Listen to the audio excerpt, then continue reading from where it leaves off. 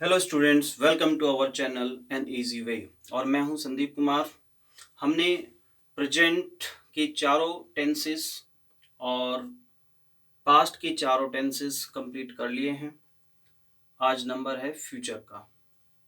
और फ्यूचर को कंप्लीट करने के बाद हम लेके आएंगे एक्टिव पैसिव वॉइस। एक्टिव तो हम इन्हीं टेंसेस को बोलते हैं, एक्टिव का पैसिव जो बनाना होता है उसे हम पैसिव वॉइस बोलते हैं। और साथ साथ हम इंग्लिश स्पीकिंग की स्पेशल क्लासेस लेके आएंगे। और सबसे पहले आज शुरू करते हैं फ्यूचर का इंडेफिनिट। तो देखते हैं फ्यूचर इंडेफिनिट, इसकी पहचान क्या होती है। हमने बताया था सेकंड क्लास में टेबल के थ्रू कि सबकी क्या क्या पहचान होती है। एक बार रिवाइज कर लेते हैं। फ्यूचर इंडेफिनिट जब वर्ब यानी कि क्रिया के अंत में गा गे गी लगा दिखाई दे, जैसे कि जाएगा, खाएगा या खाएगी, खेलेगी, कूदेंगी, खेलेंगे, जाएंगे, इस टाइप से वर्ब के पीछे ही गागेगी लगे दिखाई दें किसी सेंटेंस में, या हम बोलें तो उसको हम बोलेंगे कि वो फ्यूचर इंडेफिनिट के सेंटेंस हैं, वाक्य हैं। इसकी हमने हेल्पिंग वर्ब की बात की थी। आई और वी, इन दो का पेयर चलता है। इनके साथ में हम शैल यूज करते हैं। और बाकी जितने भी सब्जेक्ट हैं, बाकी सभी सब्जेक्ट्स के साथ में विल का यूज होता है। ठीक है, आई और वी का पेयर चलता है, इसके साथ में शैल। बाकी ही, सी, इट, यू, दे और कोई भी एक नाम, सिंगुलर, प्लूरल, कुछ भी सब्जेक्ट आए सबके साथ में विल का यूज होता है। एक स्पेशल कंडीशन है, अगर किसी सेंटेंस में अवश्य आ जाए कि ये कोई काम जरूर करेंगे, अवश्य करेंगे, या धमकी के तुम जरूर जाओगे, धमकी वाली बात हो, यानी कि निश्चित रूप से ये काम आप करोगे, अवश्य करोगे, जरूर करोगे, ऐसी कंडीशन आ जाए तो हम इन सब्जेक्ट्स के साथ में ये हेल्पिंग वर्ब इंटरचेंज कर देते हैं। यानी कि इस वाले केस में विल की जगह शैल और शैल की जगह विल, ये इंटरचेंज हो जाता है जब किसी सेंटेंस में अवश्य आए। जैसे मैं दिल्ली जाऊंगा, तो सिंपल बात है, तो आई के साथ में शैल यूज कर लेंगे। लेकिन मैं दिल्ली जरूर जाऊंगा या अवश्य जाऊंगा, तो हम इसमें आई के साथ में अब शैल ना लगा के विल बोलेंगे, आई विल गो। ठीक है, चलिए सेंटेंस देख। अच्छा, इसमें हेल्प मेन वर्ब की फर्स्ट फॉर्म हमने बताया था, सभी सेंटेंसेस के साथ में, सभी कर्ताओं के साथ में फर्स्ट फॉर्म का यूज होगा। चलिए सेंटेंस ले लेते हैं। जैसे मैं आज विदेश जाऊंगा। ठीक है, या कुछ और बढ़ा लेते हैं, उससे मिलने विदेश जाऊंगा। मैं आज उससे मिलने विदेश जाऊंगा। मैं आज उससे मिलने विदेश जाऊंगा। ठीक है, ये सेंटेंस हो गया हमारा। वही एक फॉर्मूला जिससे हम पूरी इंग्लिश सीखते हैं, subject plus helping verb plus main verb plus object plus condition plus time plus infinitive verb plus object. इसी के पैटर्न पे हम पूरी ग्रामर सीखते हैं, ये सेंटेंस भी बनाएंगे। तो सबसे पहला काम कि सबसे पहले हम सब्जेक्ट को लेके आएंगे। सब्जेक्ट इसमें देखेंगे क्या है, मैं। ठीक है, उसके बाद हेल्पिंग वर्ब क्या लगेगी, विदेश जाऊंगा। तो वर्ब में ही गागेगी लगा हुआ है, तो इसलिए ये फ्यूचर इंडेफिनिट का है और इसमें ये हेल्पिंग वर्ब यूज होंगी। यहाँ पे सब्जेक्ट मैं है, मैं होता आई और आई के साथ क्या लगेगा, शैल। तो हमने पहचान कर लिया। उसके बाद मेन वर्ब क्या है, जाऊंगा, यानी के जाना, ये हमारी मेन वर्ब हुई। ठीक है, उसके बाद में हम जाएंगे आज। आज क्या होता है, टाइम। उसके बाद उससे मिलने।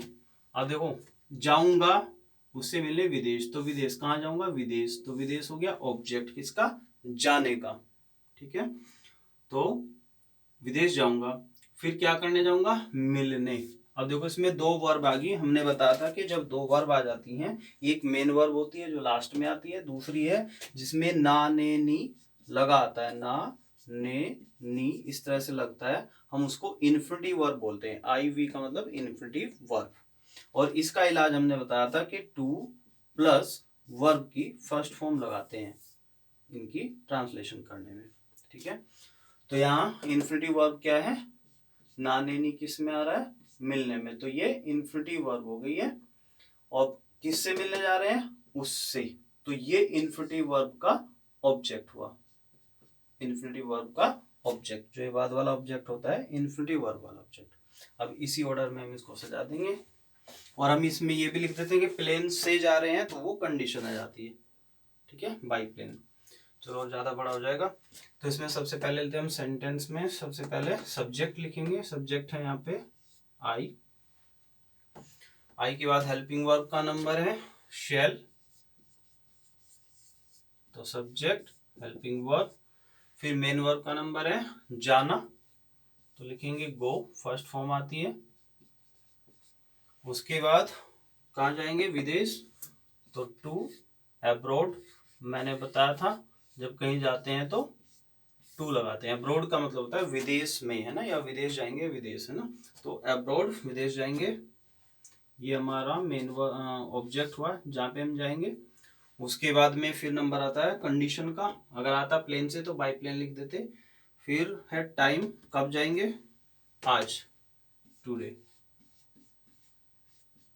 ठीक है, तो I shall go to abroad today, time आ गया। अब क्या करने जाएंगे, मिलने, तो इसके बाद नंबर किसका है, टाइम के बाद इन्फिनिटिव वर्ब का नंबर है। क्लियर है, तो इन्फिनिटिव वर्ब को हमने क्या बताया था, टू प्लस वर्ब की फर्स्ट फॉर्म, तो मिलने को क्या लिखेंगे, टू, और इसके साथ में वर्ब की फर्स्ट फॉर्म, यानी कि मिलने को क्या बोलते हैं, मीट, तो टू मीट, मिलने जाएंगे। ठीक है, किससे मिलने जाएंगे, इन्फिनिटिव का ऑब्जेक्ट, उससे, तो मान लो वो लड़की है तो हम लिख देंगे हर, तो ये इन्फिनिटिव वर्ब हुई और ये उसका ऑब्जेक्ट हुआ।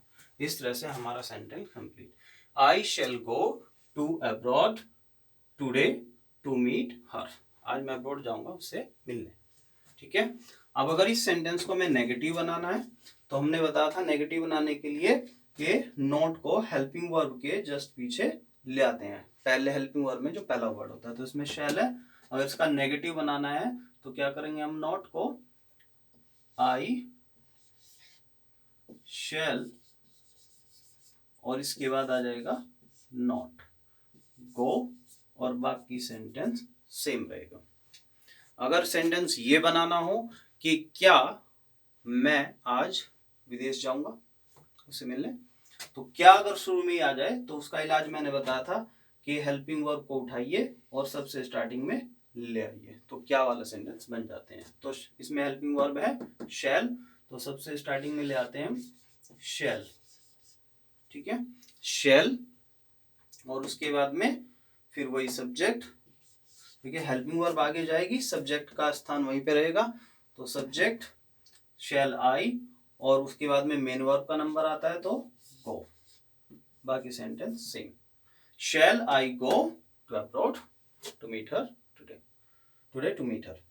उसके बाद में अगर इसमें भी नोट आ जाए, क्या मैं नहीं जाऊंगा, तो नोट का पोजीशन हमने बताया था हेल्पिंग वर्ब के बाद अगर हेल्पिंग वर्ब आगे चली गई तो नोट वहीं रहेगा, तो नोट की पोजीशन मेन वर्ब के जस्ट पहले यहाँ पे रह जाएगी, तो यहाँ पे हम नोट यूज कराते हैं।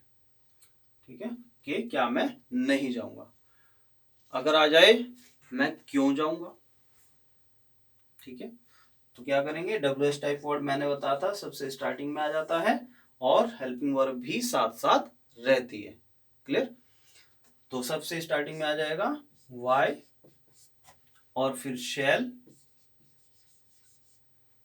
अब आई आएगा सब्जेक्ट, वाई शैल, वाई शैल अब सब्जेक्ट का नंबर, अब main verb go. Y shall I गो, मैं क्यों जाऊंगा।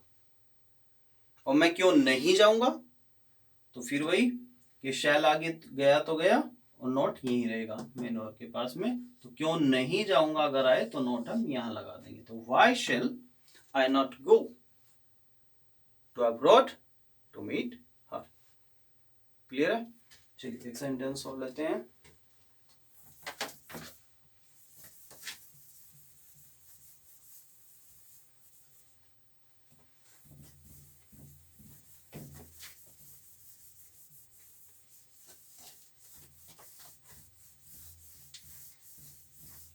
जैसे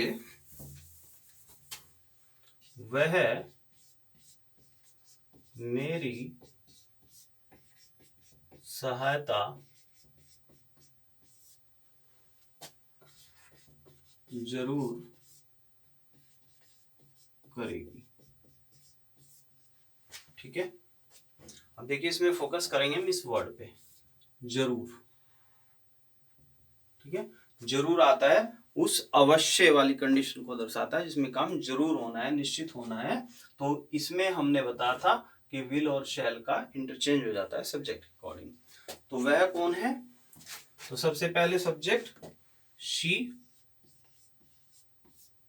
उसके बाद में हेल्पिंग वर्ब। अब देखिए जनरली अगर ये जरूर नहीं होता, सिर्फ होता वह मेरी सहायता करेगी, तो वह शी है।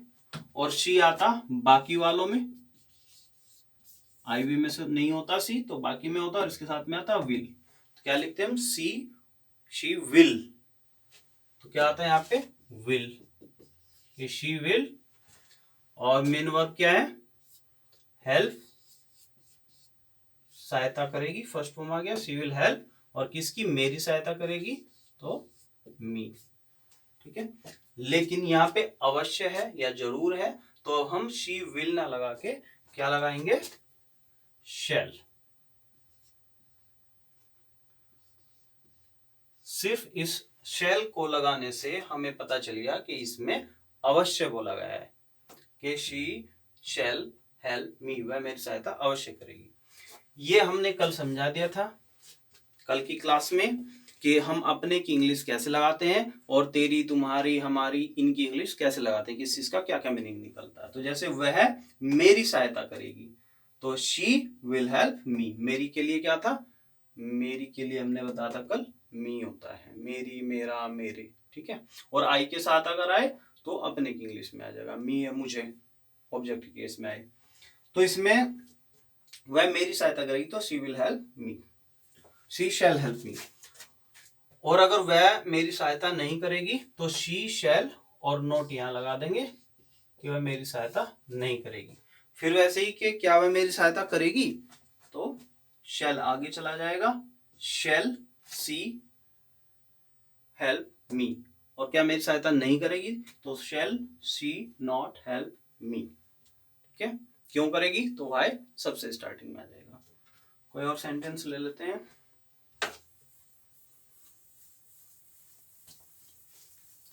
जैसे एक सेंटेंस है, आज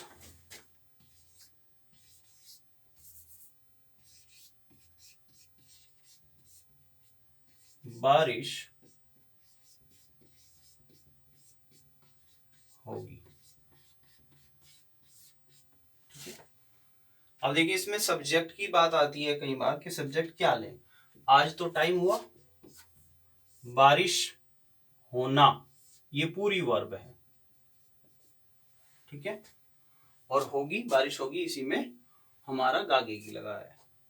तो ऐसे में हम क्या सब्जेक्ट लें, तो जिन सेंटेंसेस में सब्जेक्ट नहीं होता, इस टाइप के सेंटेंसेस होते हैं, उनमें हम इट लगाते हैं। ठीक है, सब्जेक्ट की जगह तो हम क्या लगाएंगे, इट हमारा सब्जेक्ट हो जाएगा। ठीक है। अब हेल्पिंग वर्ब यूज करेंगे इट को other subject I we you से अदर मानते हुए, तो आई वी को छोड़ के बाकी विल है, तो हम यूज करेंगे इट विल, हेल्पिंग वर्ब। और उसके बाद मेन वर्ब, बारिश होने को बोलते हैं रेन, तो इट विल रेन, आज बारिश होगी, तो आज के लिए टुडे, आज बारिश होगी, इट विल रेन टुडे। और बारिश नहीं होगी, आज बारिश नहीं होगी, तो इट विल नॉट, नॉट कहाँ जाएगा, यहाँ पे, तो it will not rain today. अब देखो अगर हमें लगाना हो कि क्या आज बारिश होगी, तो विल को स्टार्टिंग में ले आएंगे, विल इट रेन टुडे, क्या लगाएंगे, विल इट रेन टुडे, क्या आज बारिश होगी। और आज बारिश क्यों होगी, तो why will it rain today, WH type word सबसे शुरू में, why will it rain today, आज बारिश क्यों होगी, क्यों होगी, क्योंकि मौसम में बादल हो रहे हैं, है ना, मौसम जो है वो बादलों वाला है, क्लाउडी है। तो स्पीकिंग की बात करते हैं, मान लो हम पूछें कि भाई आज बारिश होगी, और बोलना हो कि बारिश होगी तो क्यों होगी, वाई, कैसे बोलेंगे कि वाई। अब याद रखना है, ग्रामेटिकली प्योर इंग्लिश स्पीकिंग करनी है, ग्रामेटिकली रॉन्ग नहीं, जैसे लोग बोल देते हैं कि भाई कुछ भी बोलिए, ऐसे ही बोलिए, बोलना शुरू कर दीजिए, इंग्लिश आ जाएगी, या कुछ सेंटेंसेस रट लीजिए तो इंग्लिश आ जाएगी। दोस्तों आप उस तरीके से इंग्लिश टूटी फूटी बोलना सीख तो सकते हैं, लेकिन वो ग्रामेटिकली सही नहीं होगी, वहां पे आप अर्थ का अनर्थ कर सकते हैं, ठीक है। इसलिए हम प्रीफर करते हैं और आपको रिकमेंड करते हैं ग्रामर को बिल्कुल सही रखते हुए आप इंग्लिश स्पीकिंग सीखें। थोड़ा सा टाइम ज़्यादा जरूर लग सकता है, बट कभी भी कहीं से भी कैसे भी आप इंग्लिश बोल सकते हैं, रटने की जरूरत नहीं होगी आपको, ठीक है। तो जैसे यहाँ हमें बोलना हो कि भाई बारिश होगी तो क्यों होगी बारिश, आज बारिश क्यों होगी, अगर ऐसे पूछना है तो देखो सबसे पहले क्यों दिमाग में आया, तो वाई सबसे स्टार्टिंग में, जब भी हम क्वेश्चन करते हैं, कोई क्वेश्चन वर्ड आता है तो उसका वर्ड सबसे स्टार्टिंग में बोलते हैं वाई। अब बोलते हैं उसकी हेल्पिंग वर्ब, जिसको स्पीकिंग में हम टाइम वर्ड बोलते हैं, वाई विल, क्यों होगी, यहीं से इतना मीनिंग निकल गया, why will it rain, why will it rain today, क्यों होगी रेन, तो why will it rain today, why will it rain today. तो बार बार प्रैक्टिस करेंगे ऐसे बोलने की तो थोड़ा फ्लो भी बन जाएगा, ठीक है। और एक्सेंटेड इंग्लिश बोलने के लिए थोड़ा सा टाइम लगेगा, बाद में एक्सेंटेड वाली क्लासेस भी लेंगे, कैसे एक्सेंटेड इंग्लिश बोले। तो आंसर देना हो, क्योंकि बादल है आज, तो मौसम में बादल है, तो क्या बोलेंगे, इट इज क्लाउडी वेदर। देखो इट इज, यह है, क्लाउडी वेदर, इसमें भी अब सब्जेक्ट नहीं कि मौसम में बादल है, तो यह मौसम बादलों वाला है। एक स्पीकिंग का और ट्रांसलेशन का एक फंडा और है कि जो का तो वर्ड्स को ट्रांसलेट करने में मत लग जाइए, मीनिंग वही होना चाहिए, बात वही कही जानी चाहिए, आप घुमा फिरा के इलिटरली सेंटेंस को बोल सकते हैं। जैसे हम इसमें बोल सकते हैं आज बादल हो रहे हैं, ना बोल के हम ये बोल सकते हैं कि इट्स क्लाउडी वेदर, कि ये क्लाउडी वेदर है इसलिए बारिश होगी, so it will rain today, ठीक है।